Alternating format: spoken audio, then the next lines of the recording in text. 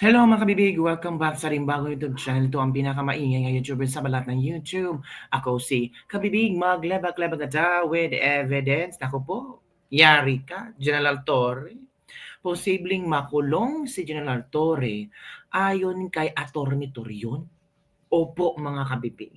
Yun ang panindigan ni Atty. Torion, itong pag-aresto ni Pangulong Duterte. Sabi ni Atty. Torion na posibleng makulong sa ginawang pag-aresto kay dating Pangulong Duterte si General Torre. Nako, eto kabibig. Eto ang video, interview ni Atty. Torion at kanyang inexplain kung bakit posibleng makulong si General Torre. Nako mga kabibig, heto, manood tayo ha. Manood tayo kay Atty. Torion as he explained everything about kung ano ang pwedeng gawin kay General Torre. Let's watch this video mga kabibig ha. Manood natin. Tingin po ng Supreme Court na meron talagang problema sa pag-aresto.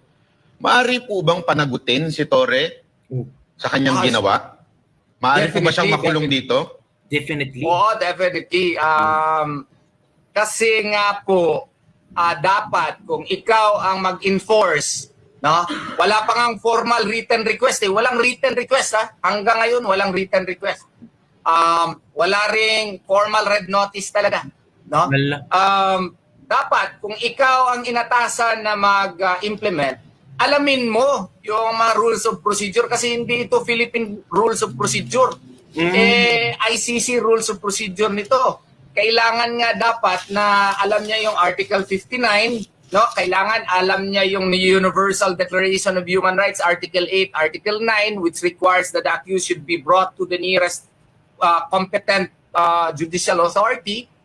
Dapat alam niya yung Article 9 of the International Covenant on Civil and Political Rights na dapat mapunta agad sa korte para makapag-assert sa kanyang rights yung dinakip, no? At saka kailangan na dapat sana na alam niya na bago niya i-implement yung warrant, hindi yan Bible na kailangan mo i-implementa kaagad. Kailangan mo muna yan ipa-confirm sa korte.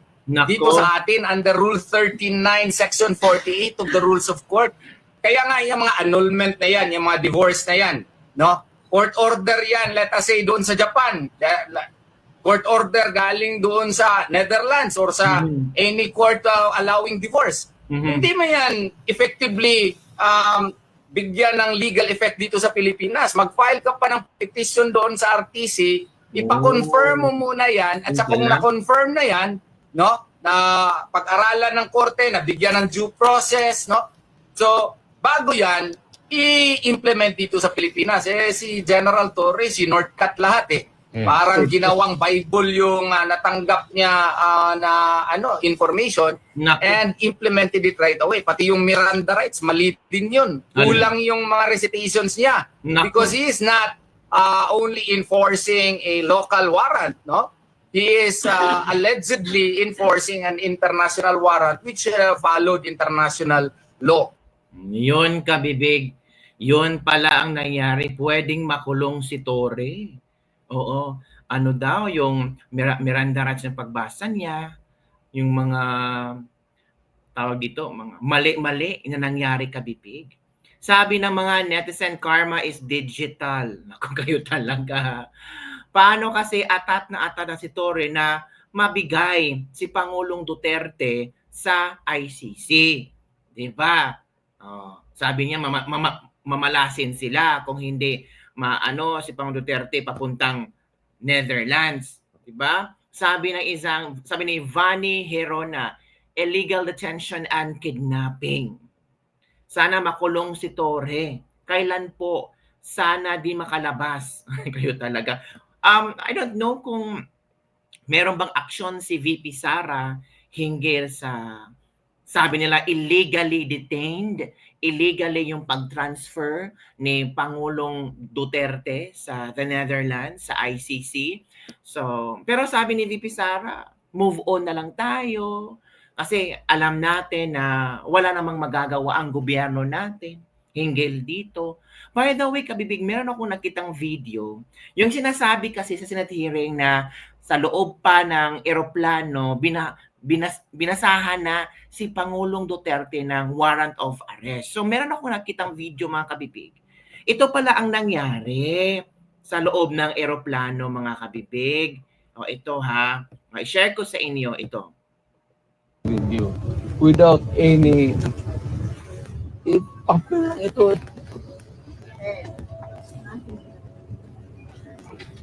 Ito pala yun. You better go back to them and have the legal wala for what? I am a citizen of this country, a former president, and you show me a piece of paper and you're asking me to go with you? Abogado ka? Ay, tawagan mo yung abogado mo. Tol, si Alex. Hala. Kasi kanina wala pa mga Naku. sir. He used to be, ano sir, also Our upper class. Division Commander, 6 million. BC Ko, I'm sorry to be talking loudly, but you know, this is a serious matter. They just transmitted to me sir a copy of kanina sir, nire-request ko na magpagbigyan lang kayo na pauwi sa bahay makakuha ng mga gamit. Kasi wala pang warrant of arrest until we get a copy of the warrant of arrest. Kasi Try to get a copy of warrant of arrest. requirement. That is the only They're saying, legal but thing. now, sir, Video without any papel lang ito. Okay lang ito eh.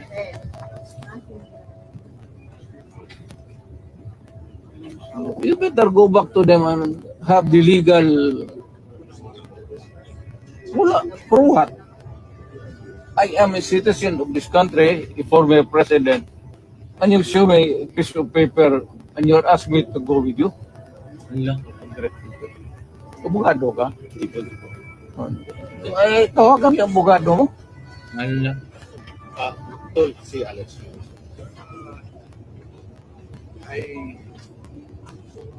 Kasi kanina wala pang warrant. Sir, Ito yung nasa loob si Pangulong Duterte ba na nag-issue sila ng warrant of arrest si Pangulong Duterte. Sabi ni Pangulong Duterte, Division Commander, 6 million. yung abogado. Ko, I'm sorry to be talking loudly, but you know, this is a serious matter. Tama. There's matter talaga yan. transmitted to me sir a copy of the kanina sir, nire-request ko na magpagbigyan lang kayo na makauwi sa bahay makakuha ng mga gamit. Makauwi sa bahay, makakuha ng gamit, Until we get a copy of the warrant of arrest. can get a copy of the warrant of arrest. That is the only They're saying, legal but thing. now sir, Oh, yun pala mga kabibig. Yun pala ang nangyari sa loob ng eroplano.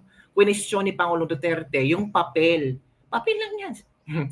Sinagot pa nga ni Duterte na, abogado ka ba? Tawagan mo yung abogado mo. Hala. Naku po. Eto pa kabibig ha. Si Atty. Torion may explanation, kwenisyon ang laman ng papel ito. Sabi ni Atty. Torion mga kabibig, yan natin ha. Dapat linawin ang tunay na papel ng Interpol sa pag-aresto kay PRRD.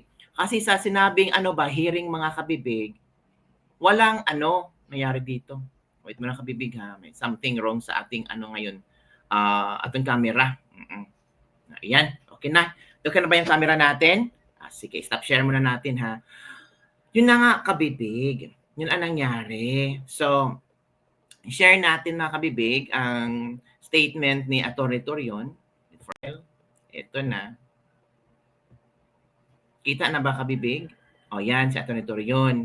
I-explain niya na dapat linawin. Ito na. Muling iginiit ng isa sa mga abogado ni dating Pangulong Rodrigo Duterte na isang diffusion request at hindi red notice ang natanggap ng gobyernong Marcos Jr. mula sa International Criminal Court. Ayon kay Atty. Israelito Torion, matapos nila suriin ang dokumentong ipinakita ng Philippine Center on Transnational Crime, Lumalabas na isang simpleng email message lamang ang ginamit bilang batayan sa pag-aresto kay Duterte. Yung pumunta yung head ng PCTC, ang pinapakita, hindi nga natin na-picturean. Ngayon, after review, parang email message lang. It turned out to be a mere diffusion notice.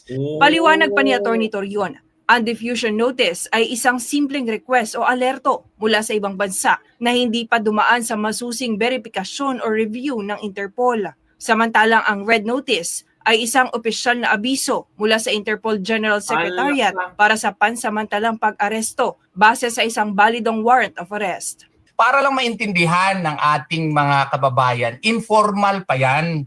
Hindi pa yan dumaan ng formal review ng General Secretariat po ng Interpol. Etong diffusion is not subject to prior verification or validation by Interpol before being circulated. No? Wala pa itong, hindi pa ito na-verify talaga or na-validate ng Interpol.